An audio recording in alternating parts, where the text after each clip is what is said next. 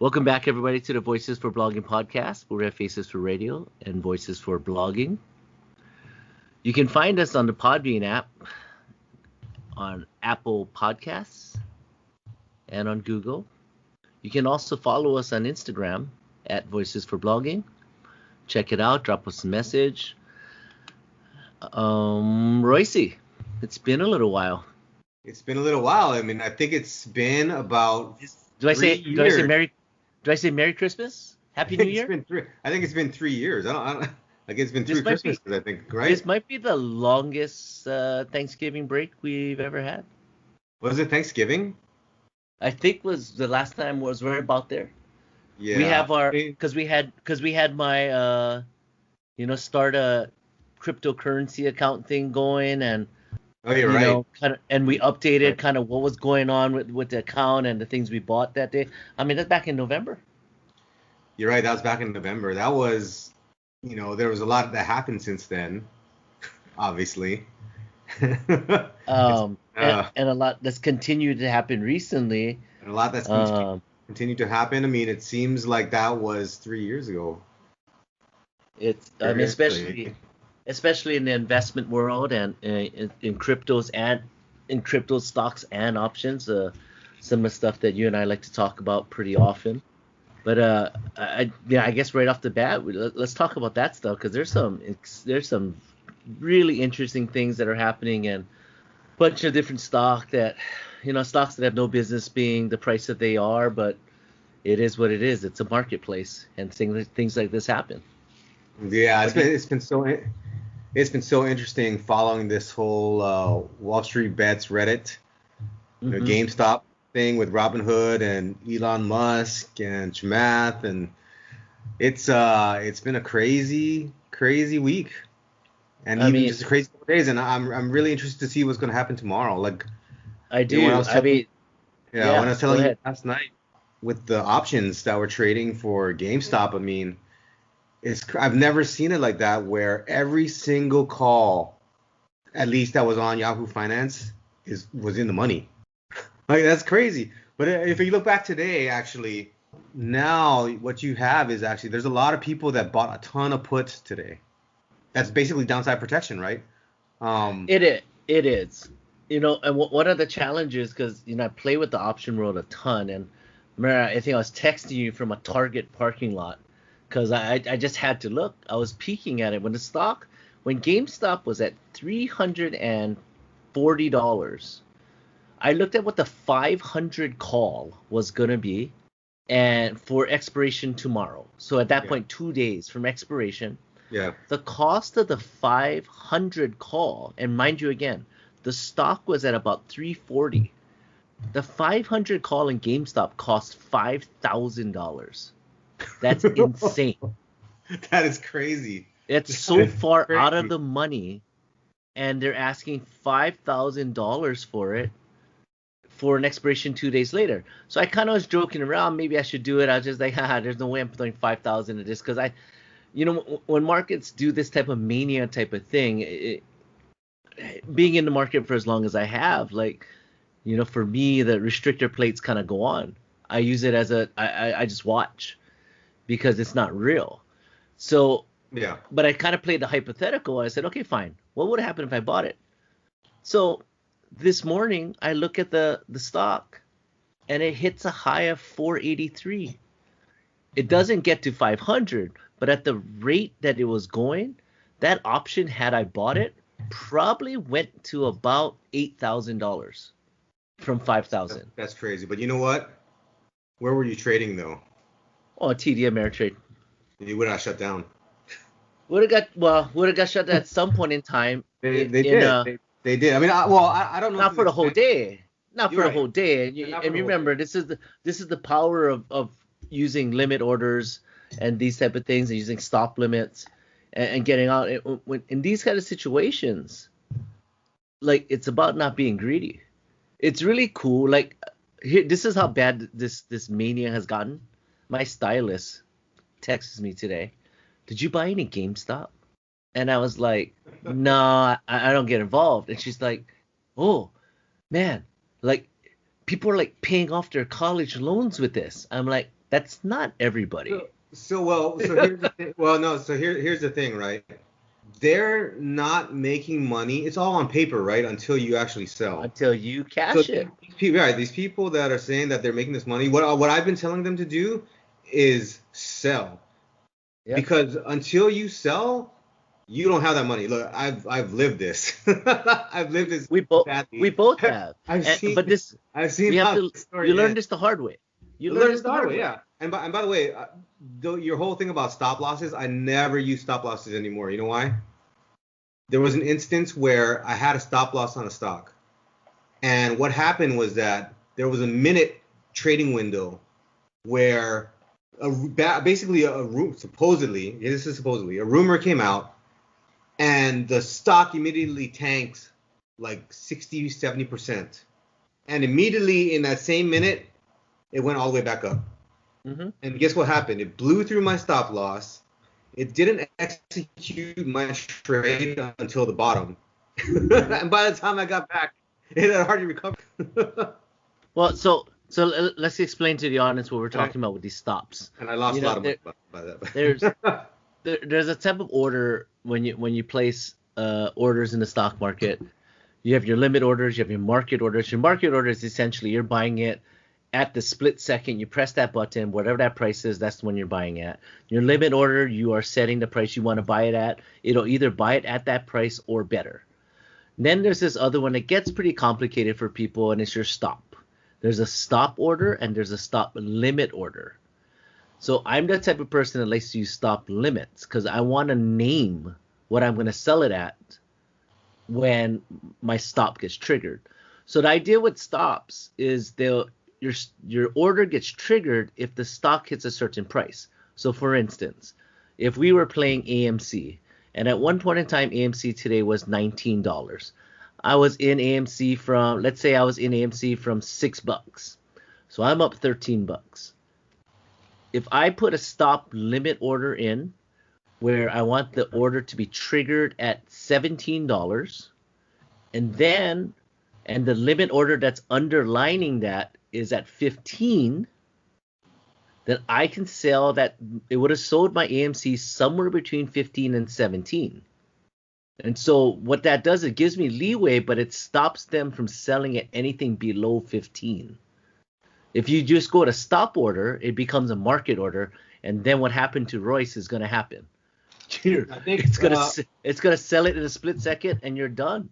Because that's why you put the limit in, because it won't sell it for less than 15. So in your scenario, it sold less than your trigger because it became a market order. So if you make it a stop limit, the trigger will trigger the limit order, and if it doesn't sell it, it doesn't sell it. It won't sell it for less than 15 because in your scenario, it sounded like it sold at a really bad number. Oh, it did, that you didn't want, and that's the power of doing a stop limit versus just a regular stop. That's the whole point with the stop limits. It just becomes a limit order when it triggers. I don't remember now. So that's the challenges, and I trade options a lot, and so because of that, I use stop limits a lot because I got to get out. If the idea is not working, then I have an area where I only allow myself to lose a certain amount on an option because I can't just fall in love with my idea. I gotta. Sometimes it's okay to be wrong and move on to the next thing. I don't know. Now you got me wondering now. But anyway, that's the kind of stuff that but look, you and I have been in the market a lot. Look how tricky this stuff gets, even when we're talking about it. Oh, it's crazy. Sometimes I have to look stuff up again, like just to. Yep. Now you got me curious too. It's all right. So today you see what's goes on here with these crazy moves in stocks like GameStop, AMC, BlackBerry, Bed Bath & Beyond, Nokia at one point in time. So many of these businesses that are really struggling, and they have no business running up 300% in a day. AMC had really good news at one point in time where they're able to raise enough money over the last few days just to survive the year. That isn't really quite the news that should make a stock run from 4 to 20. Yeah, it's. I mean, obviously, it's not anything based on fundamentals. Not at all. Not at all. It's just this entire movement, right? And everything that's behind it. Like even it's even been endorsed kind of like by Elon Musk and stuff too, right? It's amazing how much power that man has, huh? Like he gets out there, he Uh, knows how to fire up his troops. well, I don't think it's just him though. It's this whole You talk about Ja new. Rule now? It's this whole new. It's this not Ja Rule. It's this whole new world that we have with social media where It is. any one person can go viral and communicate with hundreds of thousands of millions of people. That's what's happening in a lot of ways, like just around society in general too, as well, not just financial. It's kind of crazy. The impact of any one person's words has way more impact than it would have back in like the 80s. Like if you wanted to have a platform in the 80s, like how would you even do that? I guess you could get in a newspaper or get on TV or start a newsletter. I think that's Well, probably exactly. there's no doubt. I mean, the social connectivity through technology right now, we've never been more connected in this way, which allows, people that are of like-mindedness to act together. And, when we talk about markets, that's what it is. If you get more buy orders than you have sell orders, the stock's going to go up. If you're going to have higher volume buys, stock's going to go up. It just is what it is.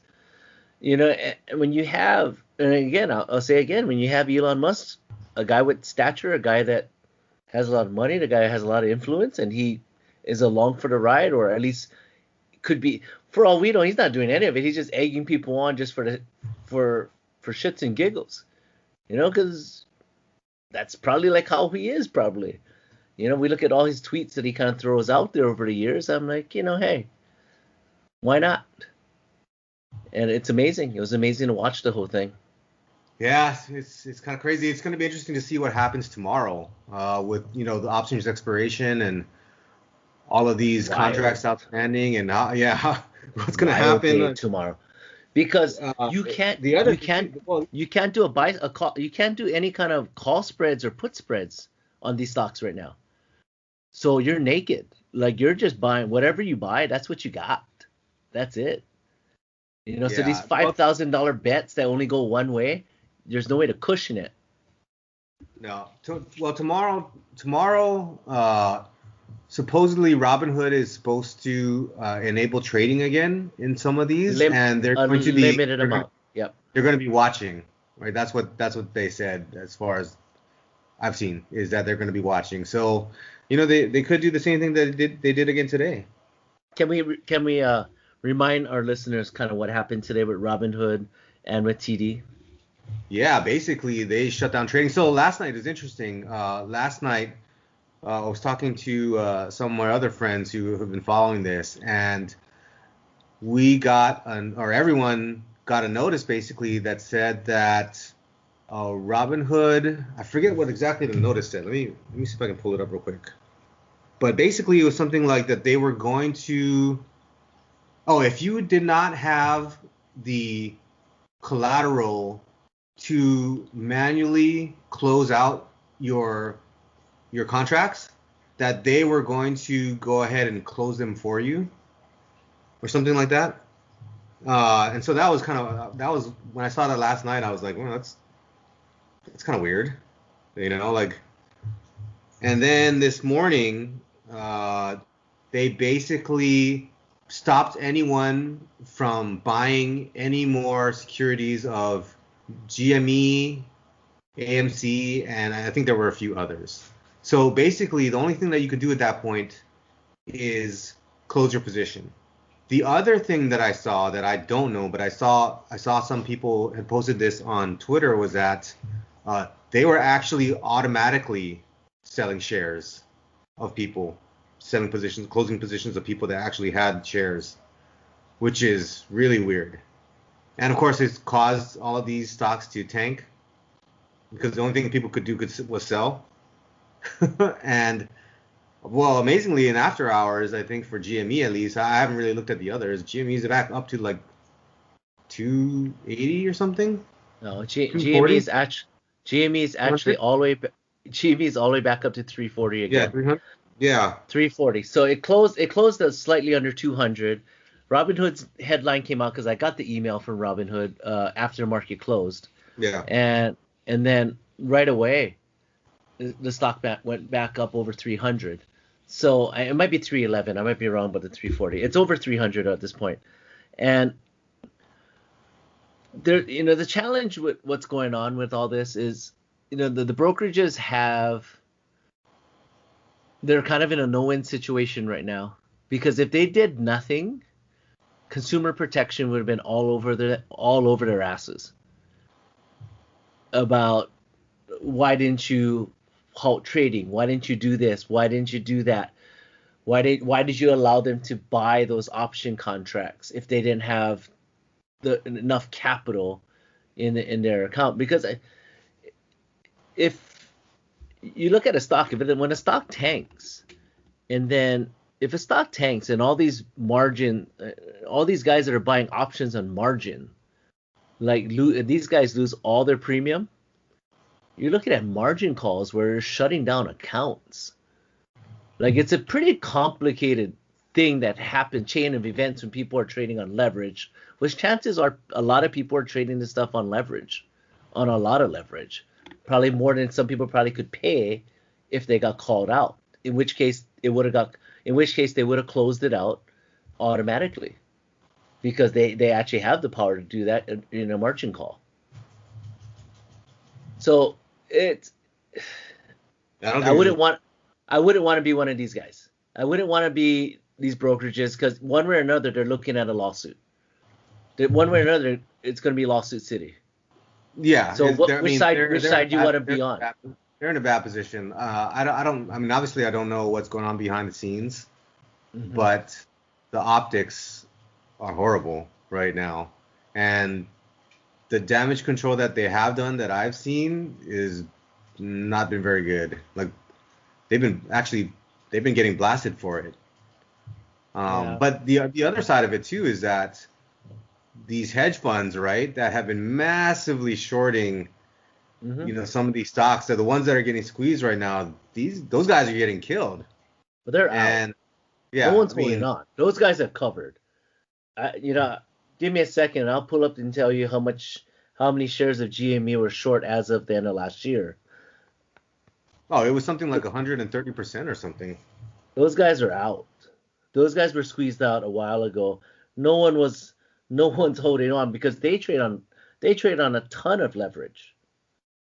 So the amount of shares they had short as of December 15th, 2020 was 68 million shares.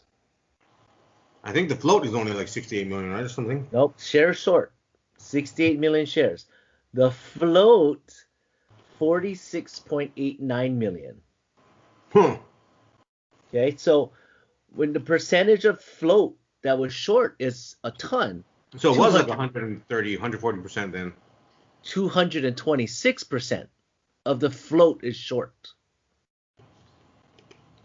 I thought you said it was 68 million and the float was 40. I'm just on Yahoo Finance reading that. So take it for what it is. But remember, the number changed, because the short percentage of float is from January 15th, 2021. Yeah. And then the shares that were short were as of December 15th. So in that 1 month, there were some things that changed. Oh. So when I look at the amount of shares that were short in January 15th, 2021, 61 million. So it's still 61 million.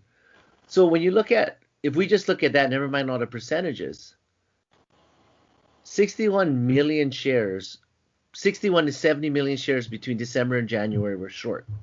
Look at the volume of GameStop in the last 3 days. I know it's been doing huge volume. Okay, far exceeds the amount that's short. People that are short are out. This is just people bidding this thing up. With the disruption from TD and Robinhood today, they still did 56.6 million shares. That's crazy. So, when indexes halt something, you understand it. They have the imbalance in sells and buys are just too much, and you have an unstable market. And they do that. They do that for a bunch of different securities over a period of time. You know what though, man? This would never happen in crypto. Well, but at the same time, when the indexes do it, when the exchanges do it, that's different than the brokerage doing it. Indexes, I get it. It's a bigger system they're be concerned with. Brokerages, this is the first time we've ever really saw this, as far as I can remember, where brokerage said you can't trade something. I've heard it happening before, but I don't remember seeing it. But yeah, it's definitely gotten a lot of negative publicity. It's going to, but like I was saying. You know what? It's interesting that this is the thing that has sort of united people on the left and people on the right. Like, for sure. You've had people like AOC and Ted Cruz and Donald Jr. Yep. And man, I mean, like Rush Limbaugh. You're messing with free markets. You're messing with free markets. Yeah, I mean, it's crazy. So, just typical for 2021/2020. But if you wanted more evidence to tell people why, when things get out of control like this, you probably shouldn't be involved and you should just watch. Okay, well, here's another reason. I'm just enjoying the show, man. I do the same thing because having traded during the tech bubble in 2000 and all these things, like you've seen these kind of gyrations before. Heck, 3 years ago, you had Tilray go through all this stuff, where they were, I think, at one point in time worth $150. They're worth $8 today. No, that was you that was telling me about that. Yeah, this story ends poorly. Like, it ends bad. No, I mean, look, anytime you have a security or any kind of asset that runs up 600, 700, 800% in a week, you should dump. You should just get rid of it. Because the chances are it's going to come back down. Well, especially when it's not moving on fundamentals or anything like that. Yeah, or anything resembling any kind of momentum in their business. Again, we're talking AMC. They have no momentum in their business. They only got enough money to stay alive. That's it. Honestly, I think if AMC holds on, they have a good chance because once the pandemic's over, I think everyone's going to want to go out, right? I mean, I know the first thing I will do is get out of the house and do something. I don't know what it is, but I'm going to do it. And I'm sure there's a lot of people that feel the same way. So I think that if AMC can hold on, they have a viable business. But right now, they do. In 2022. The difference, and this is actually something that I was talking about with my business partner too, is that the difference between that and like GameStop, and I agree with him, is that GameStop's kind of dead in the water. They're an old brick and mortar company. Like people don't buy games now going to the store. They buy games online, right? There's so many places to buy games online, Nintendo, Xbox, PlayStation, all this stuff that you don't even need to go to these places. So I think it's a company that's in trouble, and the situation is much different from ANC. Well, it wasn't that different until this week. Remember now, ANC was on the brink of bankruptcy 2 weeks ago. Yeah. Then they go ahead and get a loan from one of their investors for money. You know what the percent they're paying on this loan is? No, what are they? 17%. So it's yes, they if you had to compare the two, if we're talking fundamentals, they have a better chance of surviving this whole thing. But in no way are they in a great position. Yeah. But I think this is where you get the push and pull between what everyone's calling the Robinhood traders, the Reddit traders, whatever we want to call them. Hey, they're traders. Yeah. It is what it is. People trade. I saw a stat the other day that I think in the last 10 years, the average holding time of a stock, 40 seconds. Wow. What does that tell you? Is that real? Is that for real? 40 seconds. You know what? Though? There's a lot of those like high frequency traders, right? Like. Yep. What that is, that the majority of the market is that, I guess. It's algorithms. Yeah. It's just algos. So look it up. A guy that said that, his name is Thomas Lee, and he's just one of the guys that has been all over he's been completely right about this market ever since the downturn last March. And he was just making the point that the rules of the game are changing. You know, our ideal what an acceptable PE is probably needs to be higher than it is. So, when we look at Apple, who just hovers in this 30 PE area, who's to say that that's just not the new norm, that's an acceptable PE? Just is what it is. No, I agree. I mean, things are changing all the time. Yep. If you don't adjust to it, yep, you're dead. Why should we be held to some of these things? Because over time, there's more liquidity in the market than there ever has been. When you have all this money coming in, the rules almost have to change a little bit because people have to put their money somewhere. Yeah, especially when they're getting so much of it. Right, because you're not getting paid for your money anywhere else. So if you go to your stock your financial wherever brokerage you invest in, you tell them I need some money in tech. I mean, the vast majority of advisors will say, well, let's put some in Apple. Well, if you do that for all these new advisors and these new investors, aren't we just going to have a bid up in Apple's price? Sure. Sure, yeah. Just because there's more people buying? Shit, I don't know. Yeah.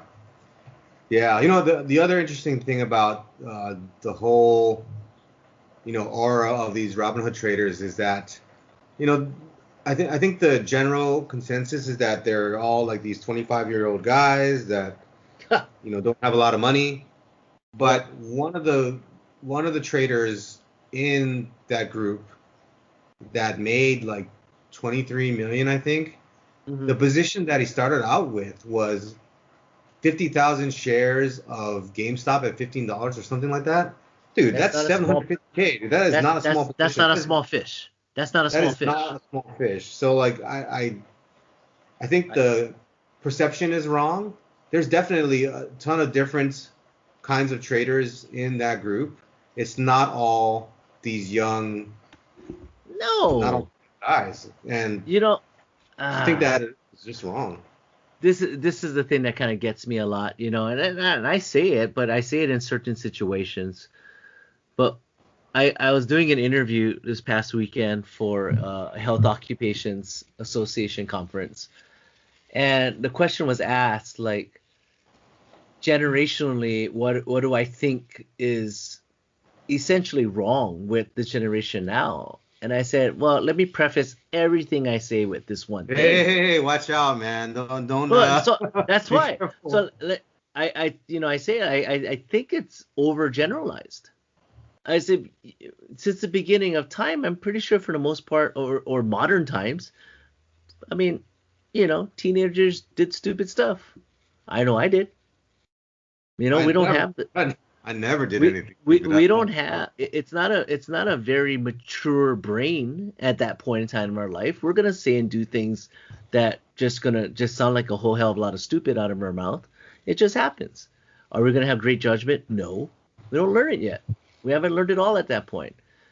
The only part that I brought up in that interview was saying, I think the one thing that's a challenge is the face-to-face communication, and that leads to things that don't go well, because you have youngsters right now that'll just text somebody that's 5 feet away from them as opposed to talking to them.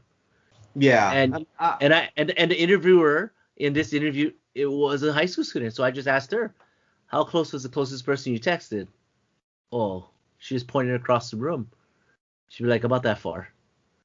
It's just one of those things where, because we have so much digital communication, we don't do enough speaking. We don't do enough eye contact. We don't do well reading body language. Those type of things. That seems to be a thing as a whole that's pretty consistent. The rest of the stuff, I don't know. I think sometimes the younger generation gets a worse rap for it than it really is. Oh, it's every generation, right? I think like our parents, I'm sure they thought the same things about us. the same things that their parents thought about them. Like it's just a cycle. To me, it's just a cycle. It is. It's all the same. At what point in time do you become get off the yard, man? Get off my yard, man. You there yet, Royce? I've been there. Yeah? I've been there for a long time. That's awesome. Oh, man. Okay, hey, let's switch gears real quick. Let's talk about something that you and I we both got money in, and update our listeners on kind of our little project, the little project that is me in the crypto world. Can you kind of recap the last few weeks in crypto? I mean, the only thing that I would say is just roller coaster. So just typical times. So I think when just to recap, I think when Steve opened his account, or when we were talking about opening his account, man, I think Bitcoin was at, I want to say 18K. I have to go check the tapes. And I think Ethereum was at like $700, maybe $600, $400. Okay, Steve's saying $400. But in that time, Bitcoin rose up. Ethereum at one point reached its all-time high and broke past it at 14, like 30 or 40. But also there's been some big pullbacks too. And Bitcoin dropped to 30K, Ethereum dropped to like $900. But it's since then it's kind of going up and down. It's been pretty steady, trading around Bitcoin trading around 30K, 32K, and Ethereum at like 11, 1200, 1300.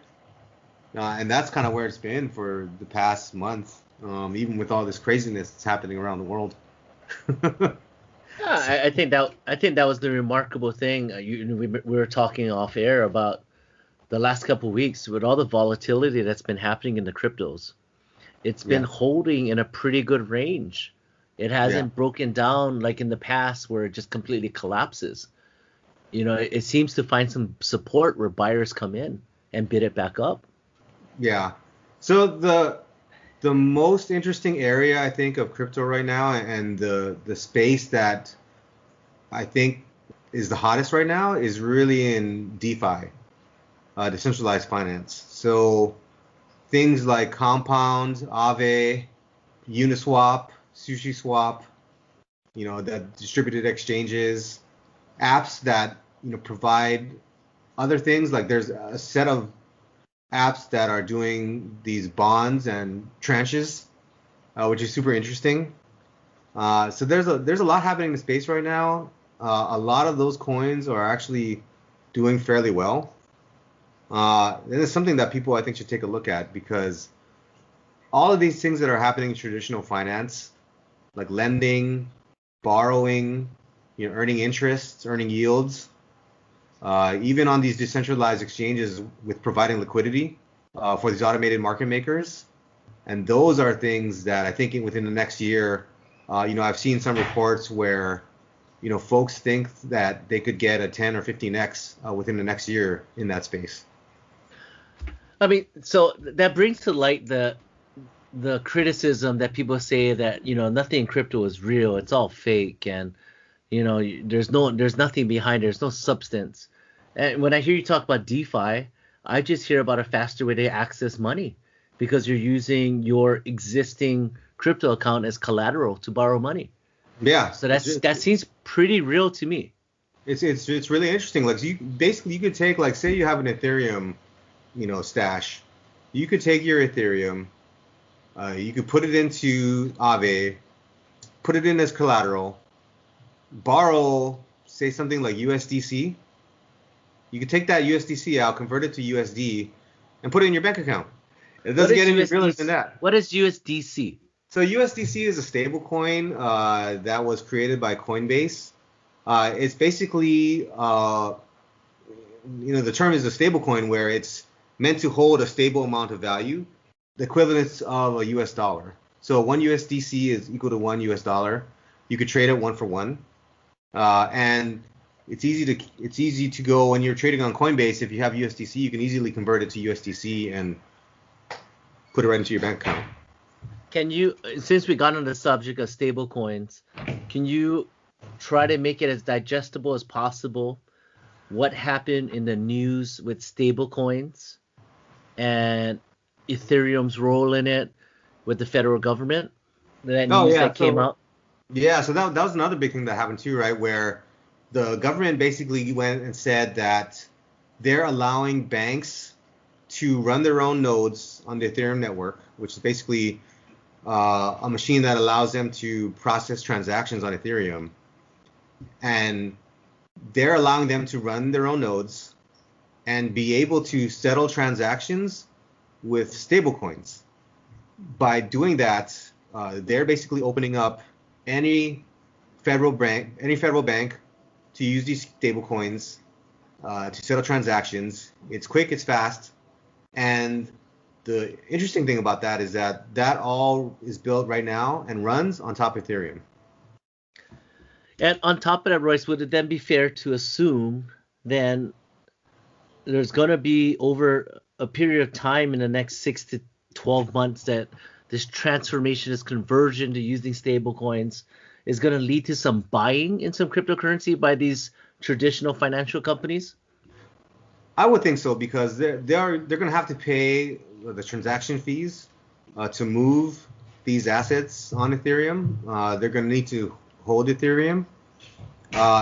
These stablecoins are also working to work with other blockchains as well, but obviously Ethereum is the biggest. So that is really going to be interesting, because it really is going to drive adoption and drive these banks, these financial institutions to hold crypto. Game changer. It's pretty big, yeah. That's a game changer. You went from them not being fans of it, talking it down. I mean, you even get the CEO of JP Morgan, Jamie Dimon, kind of saying, hey, like he's not a big believer in it. At the same time, JP Morgan holds some cryptocurrency in their portfolio. Well, they got a bag now, and I think Jamie Dimon came out and said, or JP Morgan came out and said that their price target on Bitcoin is like 60K, something like that. Like, so, everyone's a marketer, everyone's a shiller. Yep. I can't wait. 60K, yeah. I can't wait. That would be great. That'd be amazing. I guess a little continuation from our episode where I started my account and started buying some of my Ethereum. What I ended up doing to manage that Ethereum was I ended up selling half of my position in it when Ethereum went up near about $1,200. I had bought it in the I would say the average purchase price was somewhere in the fives, and I just had to be a disciplined trader about it and take all my cost basis back and then some. And now I'm just letting house money kind of ride, and it continued to ride, and it's been interesting to watch. A lot of my risk is off the table, and there's only really upside really to be had at this point. And with the chance, of course, of me losing what I left in the market. So on this show, we're definitely not telling you guys what you should do. We're just here to provide entertainment, information, and just let you know what we did at times, which is why we shared that whole experience of me opening an account and trading cryptocurrency for the first time, which as of right now turns out to be it was a good time to try to get in. So not financial advice. We are not giving you financial advice. We're just giving you our opinions. You look it up. You do your homework the same way I did it, and I'm lucky because I have a great friend in Royce that educated me on all this, and we've been talking about this for years. This isn't something whimsically I just said let's do it. So I don't know about lucky. But talk to people with experience. Talk to people that aren't going to charge you for their advice. Talk to people that you trust, and figure out your own strategy. You got all these guys. You got all these guys telling you, give you $5,000 and I'll turn your $5,000, your invested $5,000 to $200,000 in 2 years. I mean, those are the guys to stay away from, man. Stay away from those guys. Yeah, right. I wish I could do that. He probably told them all to buy GameStop, and then he's all sitting pretty now. You know what though? He's probably doing good right now if he did. If he did that, he's Nostradamus, man. Like he could ask these guys for like, yeah, I should get a bonus for telling you guys about GameStop. Man, I'm not gonna lie, dude. If I had known about all this stuff like earlier this week, For sure, I would have jumped in. For sure. You know when I think 2 days ago GameStop closed at $79, and I thought to myself, man, this thing, like, what's the harm in me just throwing 50 shares of it in there, or buy an option for $100 call? Yeah. I mean, it's the spec money. I always have a little bit part of my portfolio that's just speculation money, and that would have been it. But on the other hand, I'm thankful that I have those restrictions built into me at this point. Probably about 10 years ago, I would have done it. You know what I tell you? Go big or go home. and don't listen to me. And again, we're not giving you financial advice. we're just sharing our experience, good and bad. Yeah. Believe me, Royce and I both have had bad experiences in the markets. Yeah, definitely. So, all right. Well, anything else going on, Royce? Let's kind of step out of that world a little bit. We got this big event coming on in about a week in the sports world. What was it, like the Super Bowl or something? Yeah, Super Bowl. I was just thinking about that. Whether we're going to talk about that this time or next time. It's a little far out right now. It is. Because there's injuries and stuff that happened in the days leading up to the Super Bowl, right? Like things can change, but it is an interesting matchup. Tampa Bay, Kansas City, Tom Brady, Patrick Mahomes. Man, I don't know if you saw that game where Mahomes got taken out. Mm-hmm. That sure did. They said he didn't get a concussion. It's a lie. Honestly, well, okay, so here's my thing. Honestly, by the way he played pretty good. But, I've had a bad, massive concussion, and there's no way I would be playing a football game the week after if I had that massive concussion. So, did he have one? They say that he didn't. I suspect that he did.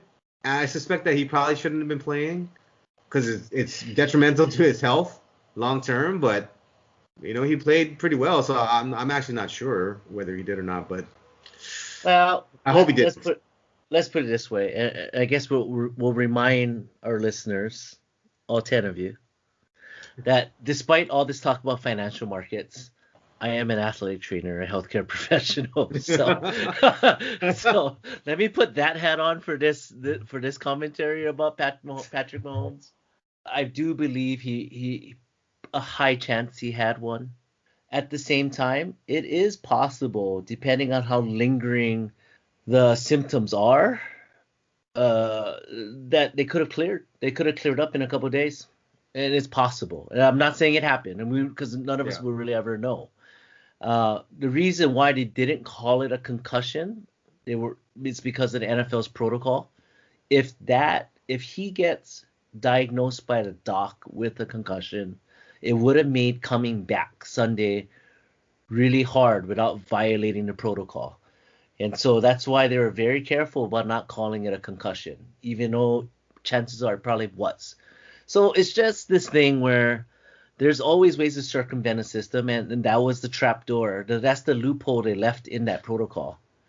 And it's funny because, and I was talking to one of my students about this because he's asking me like, do you think that they would let him play with a concussion? I'm like, absolutely. Oh, hell yeah, they would. Absolutely. And he wouldn't fight it. He would do it. Yeah. He would voluntarily do it. Like, look, you've played sports. I had played sports. Like, you play. If you can play, you play, right? Except for me. If I'm hurt, I'm not gonna play. But that's kind of the way it is, right? That's the mentality. Yeah. And what's interesting about that too, right, is on the other hand, then you have, of course, all the controversy about head injuries over time and all these years and the players suing the league and those type of things. And it's like, it's so hard because sometimes I look at it, I'm like, it's not like the player would have said, I don't like play. like Patrick Mahomes, if they told him you have a concussion, I'm pretty sure he looks the athletic trainer right in the eye and says, "I'm playing." Like, I'm playing, and that's it. Yeah. But years down the road, it becomes the league's fault or the team's fault if there's some lingering symptoms. It's interesting. Yeah.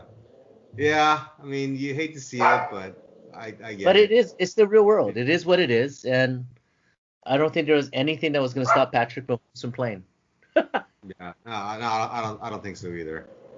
I just feel like I hate watching people get I hate watching people get concussions because it's so bad. It's so bad. Like watching that. Did you watch the fight like a couple months ago with Nate Robinson?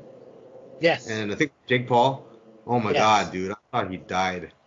Straight he got like straight cold, just not cold, like bouncing on the floor. Yeah, bounced off the canvas, arms at his side, just fell. Jasper really wants to be on the podcast. I mean, we'll jump more into the Super Bowl thing later. I think, in the next episode, but I think people are already starting to ask, right? What do we think? And I think the only thing I have to say about that game so far is, if it all came down to it, and it came down to one of those two teams needing a touchdown if they can get it. Yeah. Casey's the one that I have no doubt will get a touchdown if they need it. Really, I actually think that any of those teams could get a touchdown if they need it. It's going to come down to the person that has the last possession. Well, I guess the reason why I say that is look at that game against Green Bay. 3 picks in the second half. KC, they scare me just because their offense is scary. That's what I'm saying. Their offense is so scary. Tyreek Hill's so scary. That's what I'm talking about. Kelsey's scary, right? Like, they got a good running game. They got Mahomes like throwing the ball all over the place. Like, and I don't know. It's gonna be tough. It's gonna be tough. It's gonna be a great game. I think it's gonna be really entertaining, and we can totally dig into this a little bit more on Thursday. I mean, next week, I should say, when we film another episode. Yeah. Or film. When it's closer to the game. Yeah. We'll have more information at that point. Yeah, we'll have more information. I mean, right now, the opening line is -3, I think. -3 Kansas City.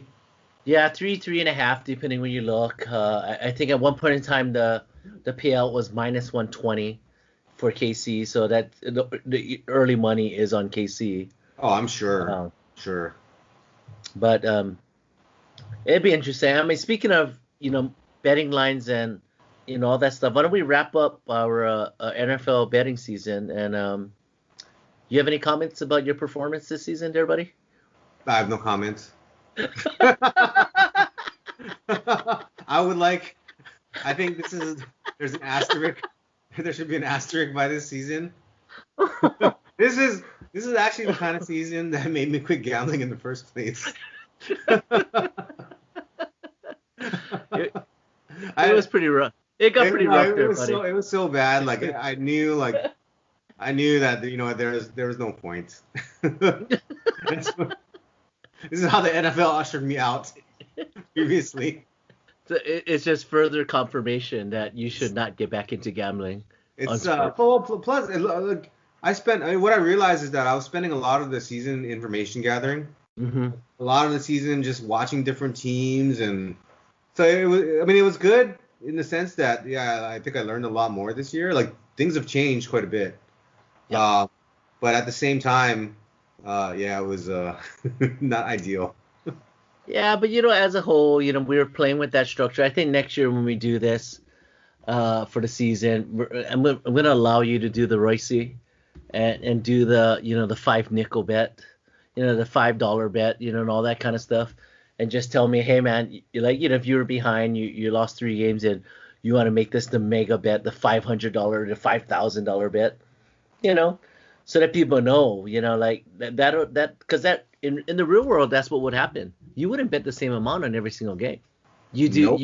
You would famously do and I'm not saying this is the right thing to do, but you would do the chase. I think, well, maybe. I think next year the goal should be to do this in Vegas. I think that's the goal. We're absolutely going to do a live show in Vegas, betting. Assuming while we're watching the game. Yeah. Assuming the pandemic is over. Well, we can only hope that at some point by late this year, everyone that wants a vaccine would have gotten the vaccine. I fortunately have gotten both doses already. So sure. I'm ready to go to Vegas anytime you are. So, whenever you want to go. I'm very fortunate. I'm very fortunate that, I'm employed by the biggest hospital here. And, because I'm in healthcare, I have this opportunity. So, but, I hope everyone out there makes the choice to get vaccinated, because that just helps everyone move forward from this point. But, I respect everyone's right to make their own decision for 100%. It is what it is. Yeah. Even if sometimes Robin Hood doesn't. Yeah. Well, we're obviously going to get a lot more clarity about this situation as the days go on, what they were thinking, what the legal ramifications are. It's going to be interesting. I think it's going to be real fascinating to watch. Yeah, it really will. You know what? I think if anything crazy happens tomorrow, we should do a little mini one. You might have to. Yeah. Tomorrow might be pretty historic. Yeah. You got options expiration. You got the end of the month. You had a great month. There's got to be some people looking for the exits a little bit, which you saw 2 days ago. I mean, not 2 days ago, just yesterday. The market sold off pretty good. But every time the market sells like that, it finds buyers like it did today. It's amazing. Yeah. It's amazing. So. All right. With that, Royce, any last thoughts for our audience for this show? The only thought is that it's raining in LA right now. That's my last thoughts. Inspirational and moving insight from Royce, as very, always. Very, very deep. Yeah, that's deep. Yeah. I feel like watching Saturday Night Live, and what's the guy's name? Jack Handy. Deep thoughts. Deep thoughts. Deep thoughts with Royce Romano. As I'm sitting in my office doing a podcast, it's raining. Deep and we need it. By Royce Romano. That's good shit. That's good stuff, man. Well, it's good to kind of shake the cobwebs, man. Like, hope you guys all enjoyed the episode, and good to be back in the gym. Great to be back in here shooting some hoops. All right, Royce. We'll see you later. All right, man. See you guys.